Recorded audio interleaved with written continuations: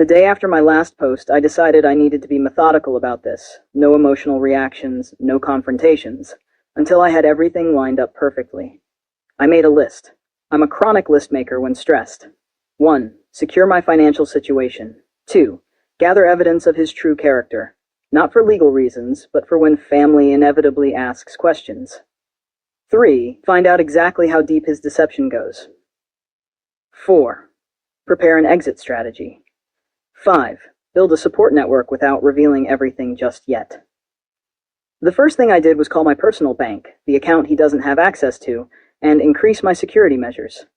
Changed all passwords, added verbal security questions, and made sure they knew not to discuss my account with anyone but me. Then I started slowly moving money from our joint accounts into my personal one. Nothing drastic, just enough each day that it wouldn't immediately raise flags. Is that wrong? Maybe. But finding out your husband is a gold-digging liar kind of changes your perspective on fairness. The weekend trip. Connor suggested a reconnection trip. I agreed, but countered with a suggestion. Instead of the luxury resort he had in mind, we should go to my family's rustic lake cabin. The look on his face, y'all.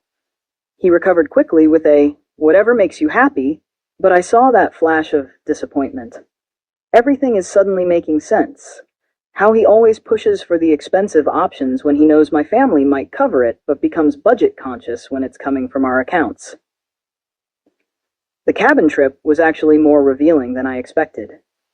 Our Wi-Fi barely works out there, and Connor spent almost the entire weekend checking his phone, complaining about the spotty signal. He kept wandering down to the end of the dock, where you can sometimes get one bar.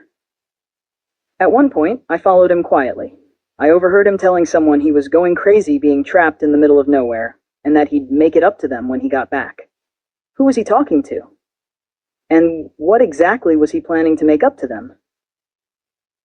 When we got home Sunday night, he immediately said he needed to run to Walmart for some stuff for work tomorrow. He was gone for over 2 hours. Walmart is 12 minutes away. Later, I checked our joint card app. No charge from Walmart, but there was a $60 charge from a bar across town, unmasking Connor. During the trip, I accidentally, not really, mentioned that my dad was considering early retirement due to some health concerns, completely made up, and might be scaling back some business operations. Connor spent the next hour asking increasingly detailed questions about Dad's plans, the family trusts, our future security, barely a word about Dad's fictional health issues. It was like watching someone rip off their mask without realizing they were doing it. The money trail. I've been digging through our financial history, and what I found made me physically sick. Over the past 3 years, Connor has borrowed nearly $117,000 from our joint accounts for what he called business expenses and investments. Money that never returned, and he can't properly account for it. There's a pattern. Large withdrawals right before he visits his hometown. Is he supporting someone? Something? The burner phone. Last week, while Connor was at the gym, I went through his nightstand, something I never thought I'd do. Inside, I found a second phone, one of those cheap prepaid ones from Password Protected, except Connor, the genius, had scribbled the code on a sticky note and stuck it to the back. Classic Connor. Always forgetting his passwords. The phone had one contact saved, D. Dozens of texts, discussions about money, mentions of the long-term plan, and staying the 3 months ago literally said, "Just 2 more years and we're set." 2 more years until what? I took pictures of everything before carefully replacing the phone exactly as I found it. The psychological warfare. I've been subtly changing my behavior, just a little less affectionate, taking more private calls, mentioning casual conversations with our family lawyer, nothing outright confrontational. Just different. Connor is losing it. 2 nights ago, he went through my closet while I was in the shower. I only know because he left my boots in the wrong order.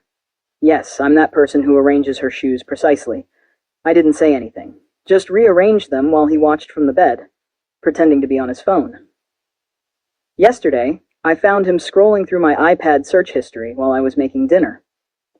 I'd intentionally left searches for signs your husband is cheating and separate bank accounts in marriage for him to find. When I walked in, he practically threw the iPad onto the couch and started rambling about how much he loved the lasagna I was making. I was making stir-fry. The sudden handyman. Our fridge has been making this weird clicking sound for months. Connor always said he'd fix it. Yesterday, I casually mentioned maybe we should just buy a new one. He immediately went into fix-it mode. Spent 2 hours tinkering with it. Suddenly, all those household tasks he's been putting off for months, getting done. The bathroom door that's been squeaking since last Christmas, fixed. The broken porch light, replaced. The wobbly kitchen table, stabilized. It's like watching someone frantically trying to prove their value. The 27 calls incident. Last Wednesday, I was working late at a client meeting. Truthfully, sitting in a Starbucks, scrolling through our surviving infidelity and taking notes. Connor showed up unannounced with dinner. He's never done this in 3 years of marriage. He claimed he was just missing me, but spent the entire impromptu dinner interrogating me about a call he'd overheard with Loretta, where I'd said something about making big changes.